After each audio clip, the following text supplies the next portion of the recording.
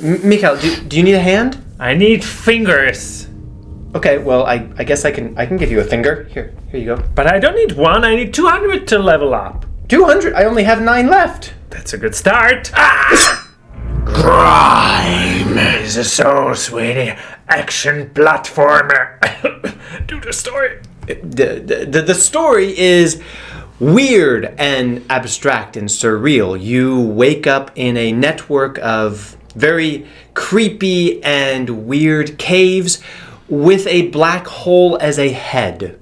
And this is a strange mix of platformer. It is a Metroidvania style where you have a whole map, but some locations will be accessible only with some certain skills. And it also meets Dark Souls because it's using a stamina, it's using 2-weapon switcher, there's a lot of consumable items, you can attach 4 to your shortcuts, and after you die, and this is different, you can still level up because all your currency will be safe. So that's quite different. That's nice, and a nice change for me. Yeah. Well, like most Metroidvania or Dark Souls, there's no difficulty settings. It's meant to be difficult. There's one, only one. Death. No. A lot of dying. That's the difficulty setting. You will die a lot, but as Mikhail said, it's a little bit softer and more generous because you get to keep the currency. You don't lose everything, which means it encourages more exploration, encourages a little bit more bold action of not returning to the checkpoint to deposit your currency, but you could keep going a little bit farther because the consequences are lower. A really key mechanic in this game is the parrying mechanic, which is not actually... You mean absorbing? Exactly. It's not pairing with your weapons. You block attacks with your black hole head.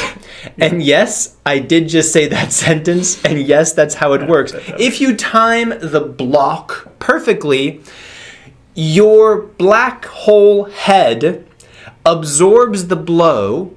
And this is actually really, really key to switch your attacks with this parrying, because the attacks do more damage, but the parrying will increase the meter that allows you to restore your health and to build up towards getting traits.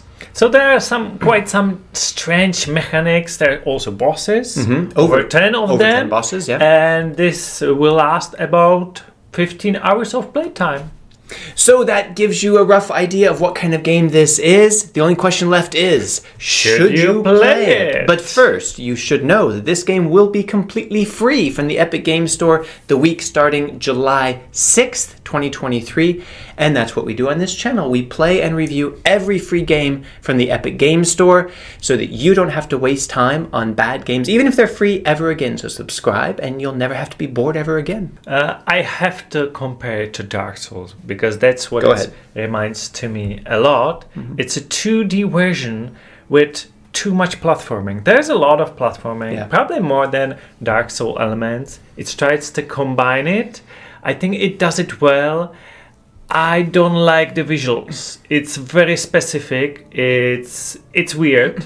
I like weird games. This is a different weird. If you're saying it's too weird, that's too weird, quite weird. And I don't like especially one thing, that you are a black hole. You can there's no face, there's no soul to your character, and you can't find or buy some fancy armor. It all looks a bit strange.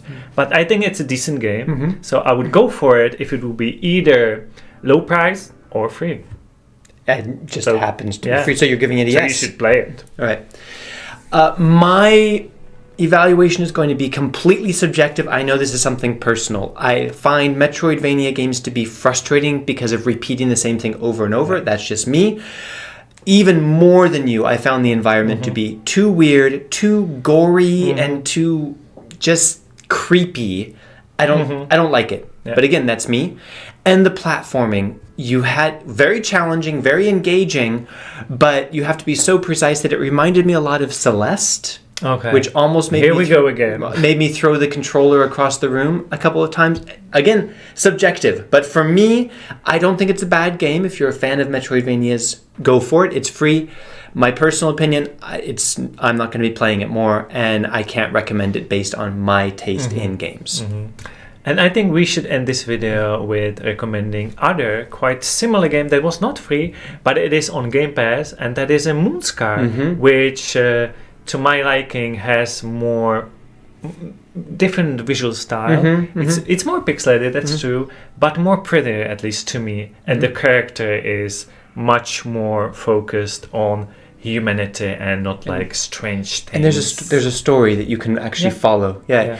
If that sounds interesting to you, we have a review for that one as well right up here. Check that out, and we'll see you next time. Bye.